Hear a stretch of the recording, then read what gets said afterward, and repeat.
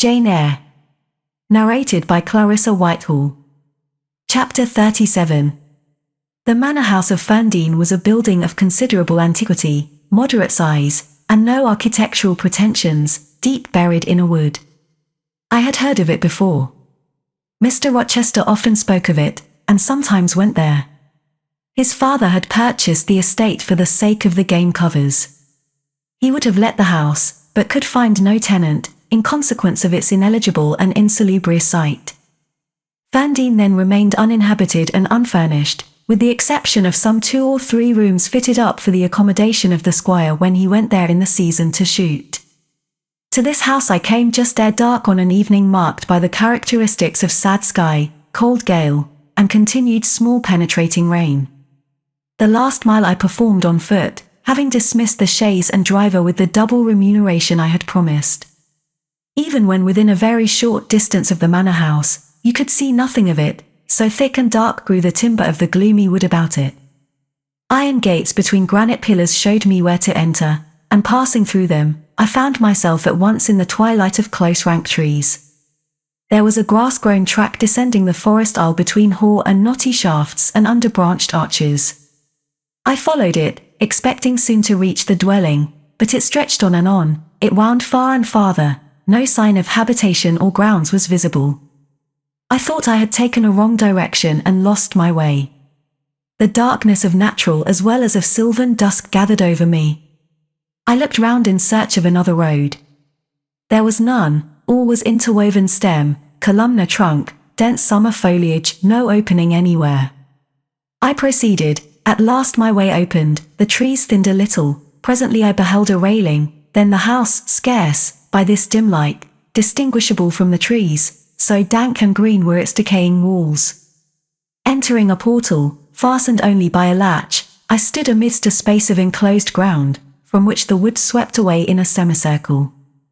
There were no flowers, no garden beds, only a broad gravel walk girdling a grass plat, and this set in the heavy frame of the forest.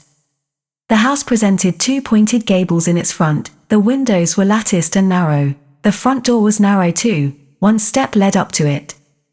The whole looked, as the host of the Rochester Arms had said, quite a desolate spot. It was as still as a church on a weekday, the pattering rain on the forest leaves was the only sound audible in its vicinage. "Can there be life here?" I asked. Yes, life of some kind there was, for I heard a movement, that narrow front door was unclosing, and some shape was about to issue from the grange. It opened slowly. A figure came out into the twilight and stood on the step, a man without a hat. He stretched forth his hand as if to feel whether it rained. Dusk as it was, I had recognized him. It was my master, Edward Fairfax Rochester, and no other. I stayed my step, almost my breath, and stood to watch him, to examine him, myself unseen, and alas, to him invisible. It was a sudden meeting, and one in which rapture was kept well in check by pain. I had no difficulty in restraining my voice from exclamation, my step from hasty advance. His form was of the same strong and stalwart contour as ever, his port was still erect, his hair was still raven black, nor were his features altered or sunk, not in 1 year's space, by any sorrow, could his athletic strength be quelled or his vigorous prime blighted. But in his countenance I saw a change, that looked desperate and brooding, that reminded me of some wronged and fettered wild beast or bird, dangerous to approach in his sullen woe. The caged eagle, whose gold-ringed eyes cruelty has extinguished, might look as looked that sightless Samson. And, reader, do you think I feared him in his blind ferocity? If you do, you little know me. A soft hope blessed with my sorrow that soon I should dare to drop a kiss on that brow of rock, and on those lips so sternly sealed beneath it, but not yet. I would not accost him yet.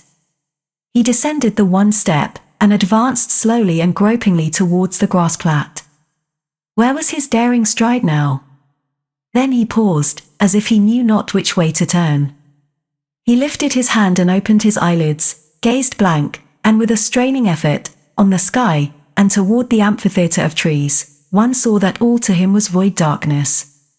He stretched his right hand, the left arm, the mutilated one, he kept hidden in his bosom. He seemed to wish by touch to gain an idea of what lay around him. he met but vacancy still, for the trees were some yards off where he stood. He relinquished the endeavour, folded his arms, and stood quiet and mute in the rain, now falling fast on his uncovered head. At this moment John approached him from some quarter. "Will you take my arm, sir?" he said. "There is a heavy shower coming on. Had you not better go in?" "Let me alone," was the answer. John withdrew without having observed me. Mr. Rochester now tried to walk about. Vainly, all was too uncertain. He groped his way back to the house, and, re-entering it, closed the door. I now drew near and knocked. John's wife opened for me. "Mary," I said, "how are you?" She started as if she had seen a ghost. I calmed her. "To how hurried is it really you, miss, come at this late hour to this lonely place?" I answered by taking her hand, and then I followed her into the kitchen, where John now sat by a good fire. I explained to them, in few words, that I had heard all which had happened since I left Thornfield, and that I was come to see Mr. Rochester. I asked John to go down to the Turnpike House, where I had dismissed the chaise, and bring my trunk, which I had left there, and then, while I removed my bonnet and shawl, I questioned Mary as to whether I could be accommodated at the manor house for the night, and finding that arrangements to that effect, though difficult, would not be impossible, I informed her I should stay. Just at this moment the parlour bell rang. "When you go in," said I, "tell your master that a person wishes to speak to him, but do not give my name." "I don't think he will see you," she answered. "He refuses everybody." When she returned, I inquired what he had said. "You are to send in your name and your business," she replied. She then proceeded to fill a glass with water, and place it on a tray, together with candles. "Is that what he ran for?" I asked. "Yes, he always has candles brought in at dark, though he is blind." "Give the tray to me, I will carry it in." I took it from her hand. She pointed me out the parlour door. The tray shook as I held it, the water spilt from the glass, my heart struck my ribs loud and fast. Mary opened the door for me, and shut it behind me. This parlour looked gloomy. A neglected handful of fire burnt low in the grate, and, leaning over it, with his head supported against the high, old-fashioned mantelpiece, appeared the blind tenant of the room. His old dog, Pilot, lay on one side, removed out of the way, and coiled up as if afraid of being inadvertently trodden upon. Pilot pricked up his ears when I came in, then he jumped up with a yelp and a whine, and bounded towards me. He almost knocked the tray from my hands. I set it on the table, then patted him, and said softly, "Lie down." Mr. Rochester turned mechanically to see what the commotion was, but as he saw nothing, he returned and sighed. "Give me the water, Mary," he said. I approached him with the now only half-filled glass. Pilot followed me, still excited. "What is the matter?" he inquired. "Down, Pilot," I again said. He checked the water on its way to his lips, and seemed to listen. He drank, and put the glass down. "This is you, Mary, is it not?" "Mary is in the kitchen," I answered. He put out his hand with a quick gesture, but not seeing where I stood, he did not touch me. "Who is this? Who is this?" he demanded, trying, as it seemed, to see with those sightless eyes unavailing and distressing attempt. "Answer me, speak again," he ordered, imperiously and aloud. "Will you have a little more water, sir?" "I spilt half of what was in the glass," I said. "Who is it? What is it? Who speaks?" "Pilot knows me, and John and Mary know I am here." "I came only this evening," I answered. "Great God! What delusion has come over me?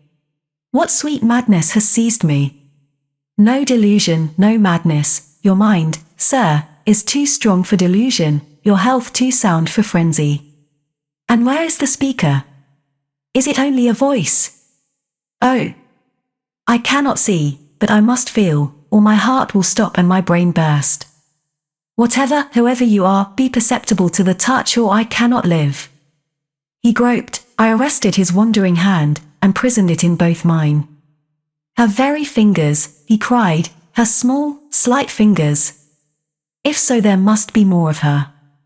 The muscular hand broke from my custody, my arm was seized, my shoulder, neck, waist, I was entwined and gathered to him. Is it Jane? What is it? This is her shape, this is her size. And this her voice, I added. She is all here, her heart, too. God bless you, sir. I am glad to be so near you again. Jane Eyre. Jane Eyre, was all he said. My dear master, I answered, I am Jane Eyre. I have found you out, I am come back to you. In truth. In the flesh. My living Jane. You touch me, sir, you hold me, and fast enough. I am not cold like a corpse, nor vacant like air, am I? My living darling. These are certainly her limbs, and these her features, but I cannot be so blessed, after all my misery. It is a dream, such dreams as I have had at night when I have clasped her once more to my heart, as I do now, and kissed her, as thus, and felt that she loved me, and trusted that she would not leave me. Which I never will, sir, from this day. Never will, says the vision. But I always woke and found it an empty mockery, and I was desolate and abandoned, my life dark, lonely, hopeless, my soul athirst and forbidden to drink, my heart famished and never to be fed. Gentle, soft dream, nestling in my arms now, you will fly, too, as your sisters have all fled before you. But kiss me before you go, embrace me, Jane. There, sir, and there. I pressed my lips to his once brilliant and now rayless eyes, I swept his hair from his brow, and kissed that too. He suddenly seemed to arouse himself, the conviction of the reality of all this seized him. It is you, is it, Jane? You are come back to me then? I am. And you do not lie dead in some ditch under some stream? And you are not a pining outcast amongst strangers? No, sir. I am an independent woman now. Independent? What do you mean, Jane? My uncle in Madeira is dead, and he left me £5,000. Ah! This is practical, this is real, he cried. I should never dream that. Besides, there is that peculiar voice of hers, so animating and piquant, as well as soft. It cheers my withered heart, it puts life into it. What, Janet? Are you an independent woman? A rich woman? If you won't let me live with you, I can build a house of my own close up to your door, and you may come and sit in my parlor when you want company of an evening. But as you are rich, Jane, you have now, no doubt, friends who will look after you, and not suffer you to devote yourself to a blind lame cur like me. I told you I am independent, sir, as well as rich. I am my own mistress. And you will stay with me? Certainly, unless you object. I will be your neighbor, your nurse, your housekeeper. I find you lonely, I will be your companion, to read to you, to walk with you, to sit with you, to wait on you, to be eyes and hands to you. Cease to look so melancholy, my dear master, you shall not be left desolate, so long as I live. He replied not, he seemed serious, abstracted, he sighed, he half opened his lips as if to speak, he closed them again. I felt a little embarrassed. Perhaps I had too rashly overleaped conventionalities, and he, like St. John, saw impropriety in my inconsiderateness. I had indeed made my proposal from the idea that he wished and would ask me to be his wife, an expectation, not the less certain because unexpressed, had buoyed me up, that he would claim me at once as his own. But no hint to that effect escaping him and his countenance becoming more overcast, I suddenly remembered that I might have been all wrong, and was perhaps playing the fool unwittingly, and I began gently to withdraw myself from his arms, but he eagerly snatched me closer. No, no, Jane, you must not go. No, I have touched you, heard you, felt the comfort of your presence, the sweetness of your consolation. I cannot give up these joys. I have little left in myself, I must have you. The world may laugh, may call me absurd, selfish, but it does not signify. My very soul demands you, it will be satisfied, or it will take deadly vengeance on its frame. Well, sir, I will stay with you, I have said so. Yes, but you understand one thing by staying with me, and I understand another. You, perhaps, could make up your mind to be about my hand and chair, to wait on me as a kind little nurse, for you have an affectionate heart and a generous spirit, which prompt you to make sacrifices for those you pity, and that ought to suffice for me, no doubt. I suppose I should now entertain none but fatherly feelings for you. Do you think so? Come, tell me. I will think what you like, sir. I am content to be only your nurse, if you think it better. But you cannot always be my nurse, Janet. You are young, you must marry one day. I don't care about being married. You should care, Janet. If I were what I once was, I would try to make you care, but a sightless block.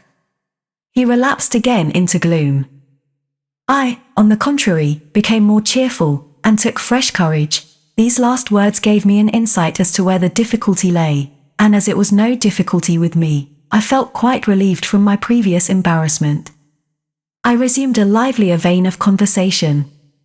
It is time someone undertook to rehumanize you, said I, parting his thick and long uncut locks, for I see you are being metamorphosed into a lion, or something of that sort. You have a faux air of Nebuchadnezzar in the fields about you, that is certain. Your hair reminds me of eagle's feathers, whether your nails are grown like bird's claws or not, I have not yet noticed. On this arm, I have neither hand nor nails, he said, drawing the mutilated limb from his breast, and showing it to me. It is a mere stump, a ghastly sight. Don't you think so, Jane? It is a pity to see it, and a pity to see your eyes, and the scar of fire on your forehead, and the worst of it is, one is in danger of loving you too well for all this, and making too much of you. I thought you would be revolted, Jane, when you saw my arm, and my cicatrized visage. Did you? Don't tell me so, lest I should say something disparaging to your judgment. Now, let me leave you an instant, to make a better fire, and have the hearth swept up. Can you tell when there is a good fire? Yes, with the right eye I see a glow, a ruddy haze. And you see the candles? Very dimly, each is a luminous cloud. Can you see me? No, my fairy, but I am only too thankful to hear and feel you. When do you take supper? I never take supper. But you shall have some tonight. I am hungry, so are you, I dare say, only you forget. Summoning Mary, I soon had the room in more cheerful order. I prepared him, likewise, a comfortable repast. My spirits were excited, and with pleasure and ease I talked to him during supper, and for a long time after. There was no harassing restraint, no repressing of glee and vivacity with him, for with him I was at perfect ease, because I knew I suited him. All I said or did seemed either to console or revive him. Delightful consciousness! It brought to life and light my whole nature. In his presence I thoroughly lived, and he lived in mine. Blind as he was, smiles played over his face, joy dawned on his forehead, his lineaments softened and warmed. After supper, he began to ask me many questions, of where I had been, what I had been doing, how I had found him out, but I gave him only very partial replies. It was too late to enter into particulars that night. Besides, I wished to touch no deep thrilling chord, to open no fresh well of emotion in his heart. My sole present aim was to cheer him. Cheered, as I have said, he was, and yet but by fits. If a moment's silence broke the conversation, he would turn restless, touch me, then say, Jane. You are altogether a human being, Jane. You are certain of that? I conscientiously believe so, Mr. Rochester. Yet how, on this dark and doleful evening, could you so suddenly rise on my lone hearth? I stretched my hand to take a glass of water from a hireling, and it was given me by you. I asked a question, expecting John's wife to answer me, and your voice spoke at my ear. Because I had come in Mary's stead, with the tray. And there is enchantment in the very hour I am now spending with you. Who can tell what a dark, dreary, hopeless life I have dragged on for months past? Doing nothing, expecting nothing, merging night in day, feeling but the sensation of cold when I let the fire go out, of hunger when I forgot to eat, and then a ceaseless sorrow, and, at times, a very delirium of desire to behold my Jane again. Yes, for her restoration I longed, far more than for that of my lost sight. How can it be that Jane is with me, and says she loves me? Will she not depart as suddenly as she came? Tomorrow, I fear I shall find her no more. A commonplace, practical reply, out of the train of his own disturbed ideas, was, I was sure, the best and most reassuring for him in this frame of mind. I passed my finger over his eyebrows, and remarked that they were scorched, and that I would apply something which would make them grow as broad and black as ever. Where is the use of doing me good in any way, beneficent spirit, when, at some fatal moment, you will again desert me, passing like a shadow, whither and how to me unknown, and for me remaining afterwards undiscoverable? Have you a pocket-comb about you, sir? What for, Jane? Just to comb out this shaggy black mane.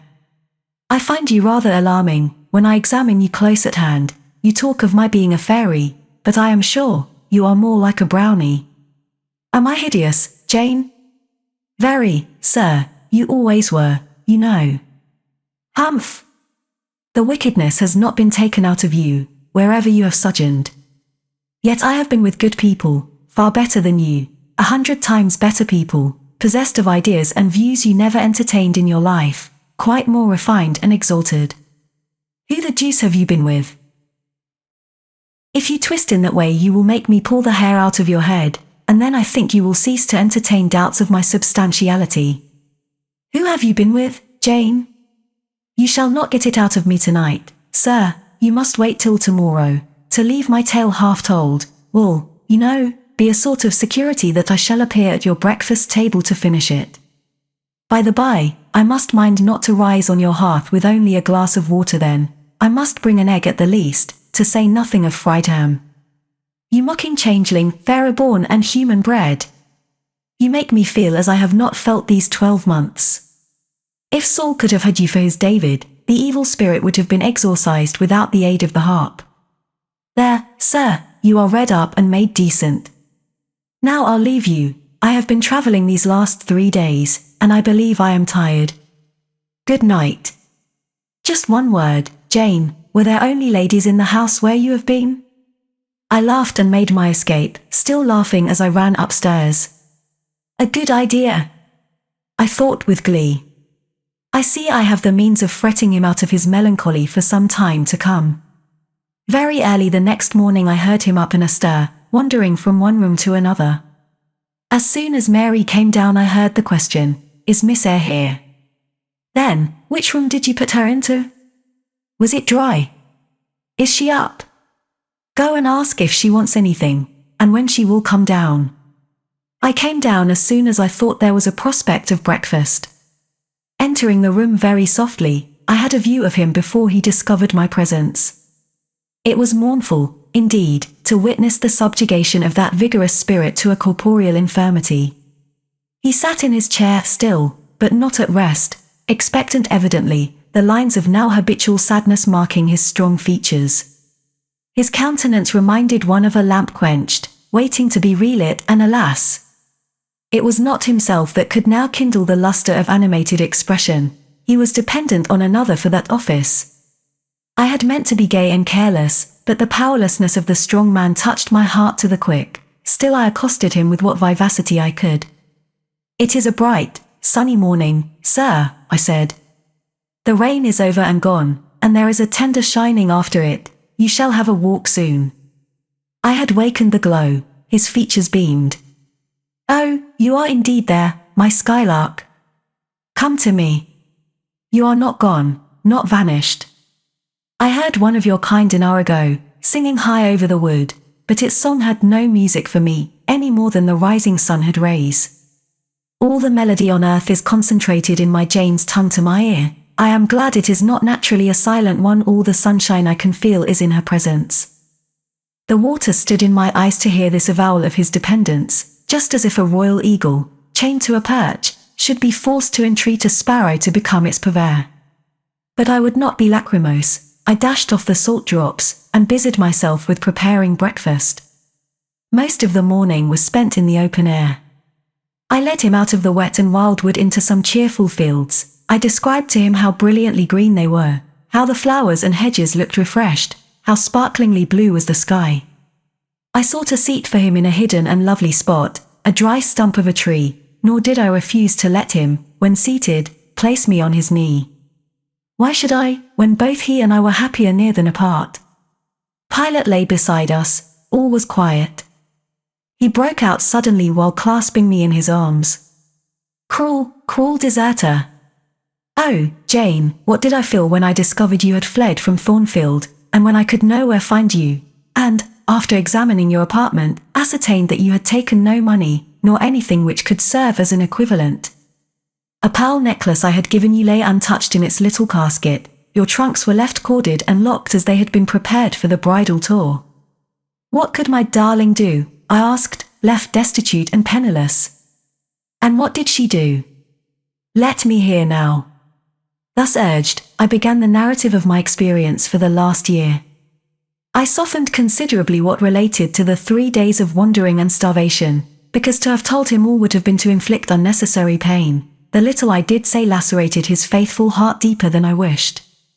I should not have left him thus, he said, without any means of making my way. I should have told him my intention. I should have confided in him. He would never have forced me to be his mistress. Violent as he had seemed in his despair, he, in truth, loved me far too well and too tenderly to constitute himself my tyrant.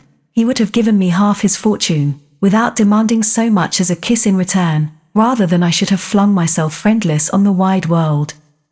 I had endured, he was certain, more than I had confessed to him.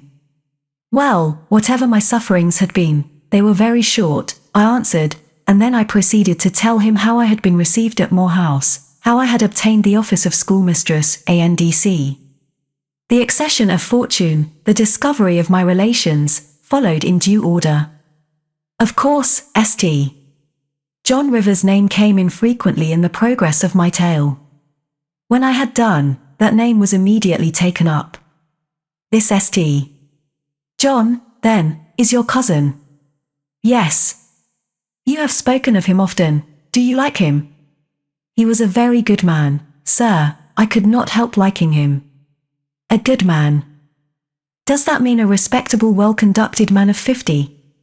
Or what does it mean? St. John was only 29, sir. Jeune encore, as the French say. Is he a person of low stature, phlegmatic, and plain? A person whose goodness consists rather in his guiltlessness of vice, than in his prowess in virtue. He is untiringly active.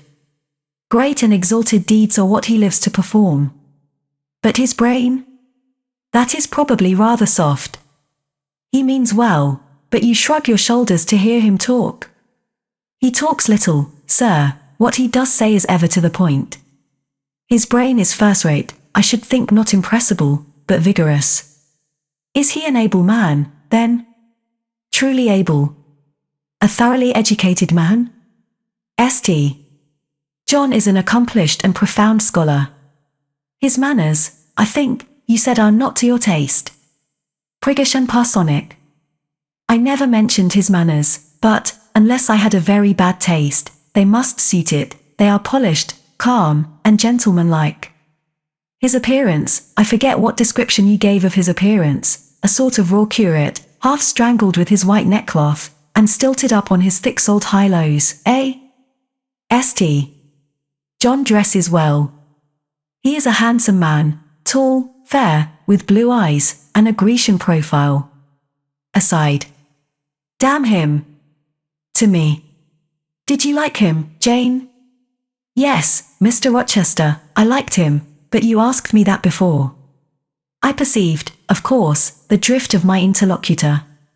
Jealousy had got hold of him. She stung him, but the sting was salutary. It gave him respite from the gnawing fang of melancholy. I would not, therefore, immediately charm the snake. Perhaps you would rather not sit any longer on my knee, Miss Eyre, was the next somewhat unexpected observation. Why not, Mr. Rochester? The picture you have just drawn is suggestive of a rather too overwhelming contrast. Your words have delineated very prettily a graceful Apollo. He is present to your imagination, tall, fair, blue-eyed, and with a Grecian profile.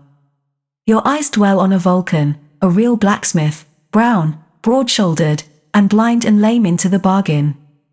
I never thought of it before, but you certainly are rather like Vulcan, sir.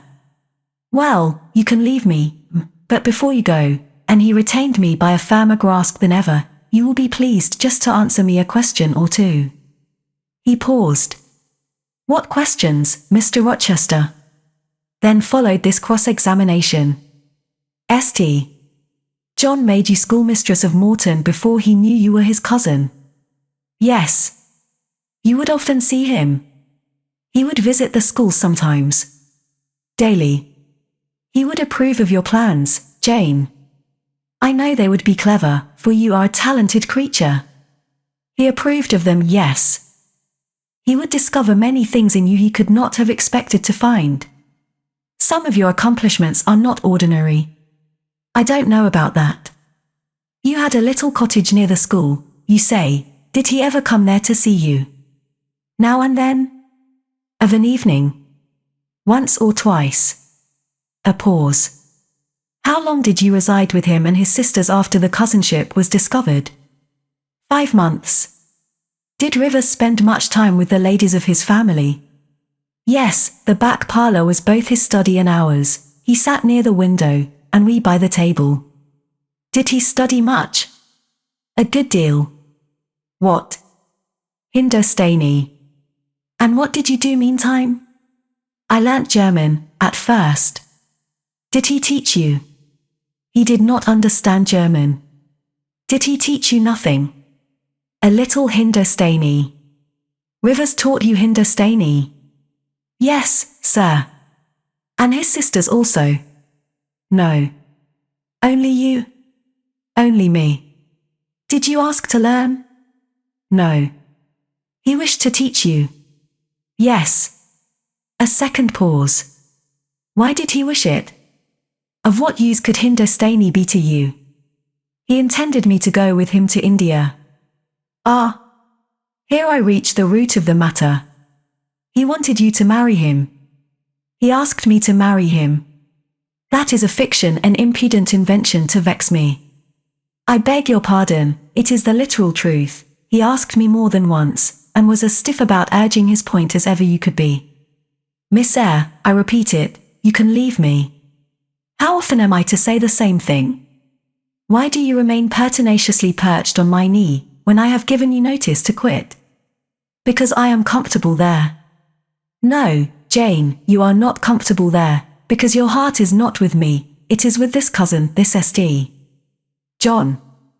"Oh, till this moment, I thought my little Jane was all mine." "I had a belief she loved me even when she left me, that was an atom of sweet in much bitter. Long as we have been parted, hot tears as I have wept over our separation, I never thought that while I was mourning her, she was loving another. But it is useless grieving. Jane, leave me, go and marry Rivers. Shake me off, then, sir, push me away, for I'll not leave you of my own accord. Jane, I ever like your tone of voice, it still renews hope, it sounds so truthful. When I hear it, it carries me back a year. I forget that you have formed a new tie. But I am not a fool, go. Where must I go, sir? Your own way, with the husband you have chosen. Who is that? You know, this St. John Rivers. He is not my husband, nor ever will be. He does not love me, I do not love him. He loves, as he can love, and that is not as you love, a beautiful young lady called Rosamond. He wanted to marry me only because he thought I should make a suitable missionary's wife, which she would not have done. He is good and great, but severe, and, for me, cold as an iceberg. He is not like you, sir, I am not happy at his side, nor near him, nor with him. He has no indulgence for me, no fondness. He sees nothing attractive in me, not even youth, only a few useful mental points.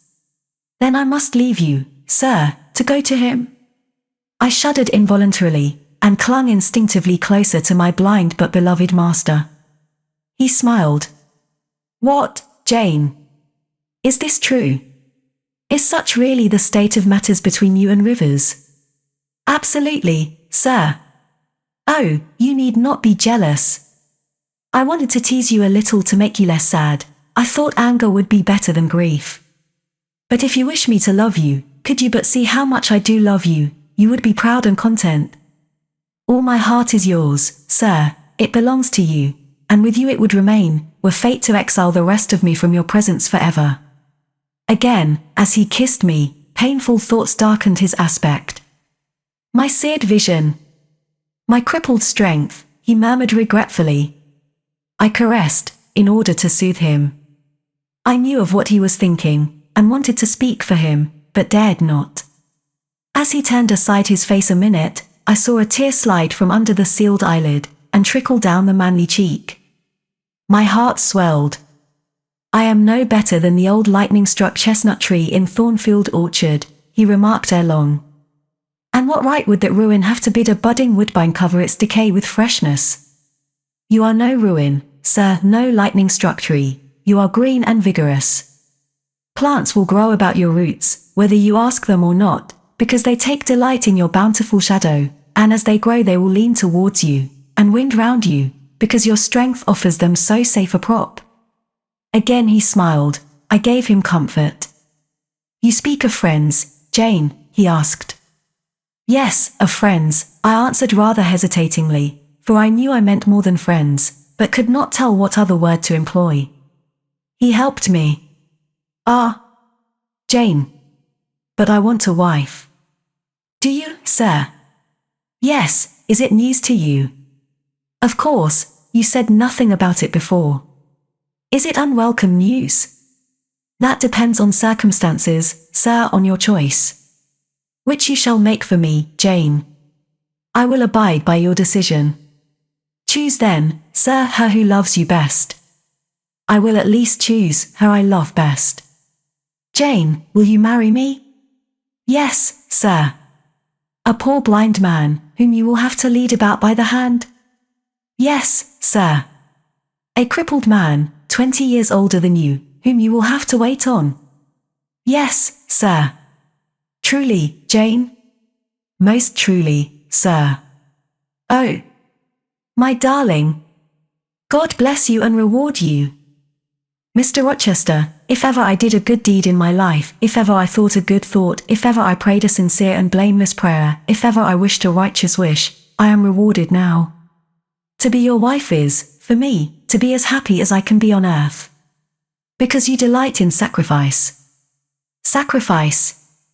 What do I sacrifice? Famine for food, expectation for content. To be privileged to put my arms round what I value, to press my lips to what I love, to repose on what I trust, is that to make a sacrifice? If so, then certainly I delight in sacrifice. And to bear with my infirmities, Jane, to overlook my deficiencies. Which are none, sir, to me. I love you better now, when I can really be useful to you, than I did in your state of proud independence, when you disdained every part but that of the giver and protector. Hitherto I have hated to be helped, to be led. Henceforth, I feel I shall hate it no more. I did not like to put my hand into a hireling's, but it is pleasant to feel it circled by Jane's little fingers. I preferred utter loneliness to the constant attendance of servants, but Jane's soft ministry will be a perpetual joy. Jane suits me. Do I suit her? To the finest fibre of my nature, sir. The case being so, we have nothing in the world to wait for. We must be married instantly. He looked and spoke with eagerness. His old impetuosity was rising. We must become one flesh without any delay, Jane. There is but the license to get, then we marry. Mr. Rochester, I have just discovered the sun is far declined from its meridian, and Pilot is actually gone home to his dinner. Let me look at your watch. Fasten it into your girdle, Janet, and keep it henceforward. I have no use for it. It is nearly 4 o'clock in the afternoon, sir. Don't you feel hungry? The 3rd day from this must be our wedding day, Jane. Never mind fine clothes and jewels, now, all that is not worth a fillip. The sun has dried up all the raindrops, sir. The breeze is still, it is quite hot. Do you know, Jane, I have your little pearl necklace at this moment fastened round my bronze scrag under my cravat. I have worn it since the day I lost my only treasure, as a memento of her. We will go home through the wood, that will be the shadiest way. He pursued his own thoughts without heeding me. Jane, You think me, I dare say, an irreligious dog, but my heart swells with gratitude to the beneficent God of this earth just now. He sees not as man sees, but far clearer, judges not as man judges, but far more wisely. I did wrong. I would have sullied my innocent flower, breathed guilt on its purity. The Omnipotent snatched it from me. I, in my stiff-necked rebellion, almost cursed the dispensation. Instead of bending to the decree, I defied it. Divine justice pursued its course. Disasters came thick on me. I was forced to pass through the valley of the shadow of death. His chastisements are mighty, and one smote me which has humbled me forever. You know I was proud of my strength, but what is it now, when I must give it over to foreign guidance, as a child does its weakness? Of late, Jane, only of late, I began to see and acknowledge the hand of God in my doom. I began to experience remorse, repentance, the wish for reconcilement to my Maker. I began sometimes to pray, very brief prayers they were, but very sincere.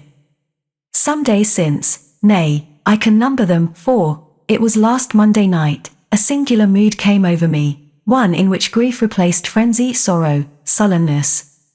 I had long had the impression that since I could nowhere find you, you must be dead.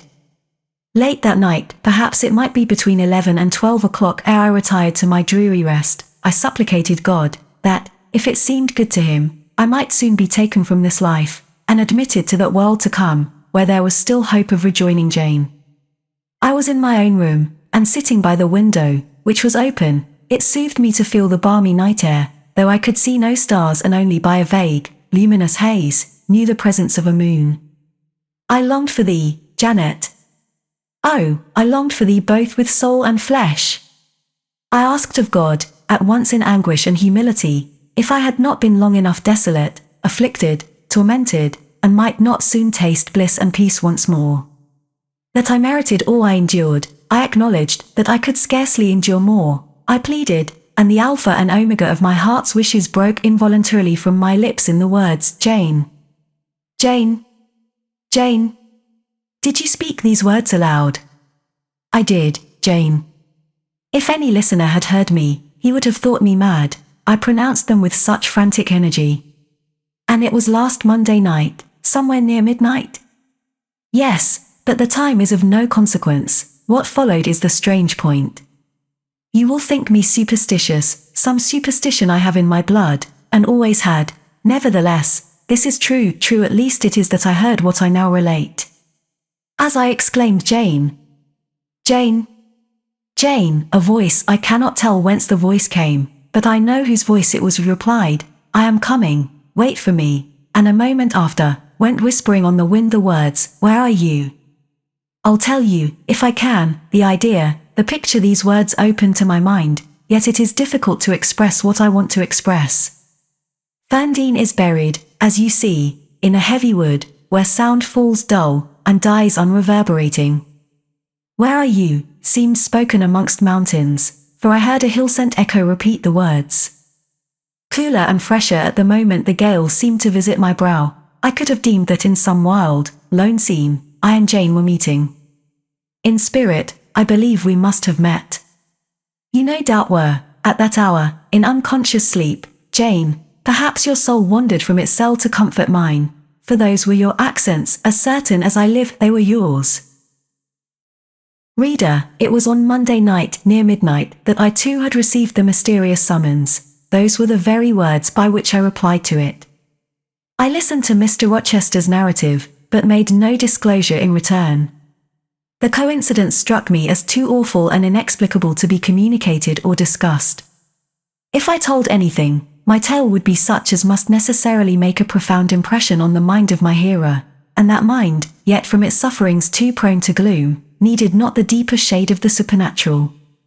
I kept these things then, and pondered them in my heart. You cannot now wonder, continued my master, that when you rose upon me so unexpectedly last night, I had difficulty in believing you any other than a mere voice and vision, something that would melt to silence and annihilation, as the midnight whisper and mountain echo had melted before. Now, I thank God. I know it to be otherwise. Yes, I thank God. He put me off his knee, rose, and reverently lifting his hat from his brow, and bending his sightless eyes to the earth, he stood in mute devotion. Only the last words of the worship were audible. I thank my Maker, that, in the midst of judgment, he has remembered mercy. I humbly entreat my Redeemer to give me strength to lead henceforth a purer life than I have done hitherto. Then he stretched his hand out to be led. I took that dear hand, held it a moment to my lips, then let it pass round my shoulder. Being so much lower of stature than he, I served both for his prop and guide. We entered the wood, and wended homeward,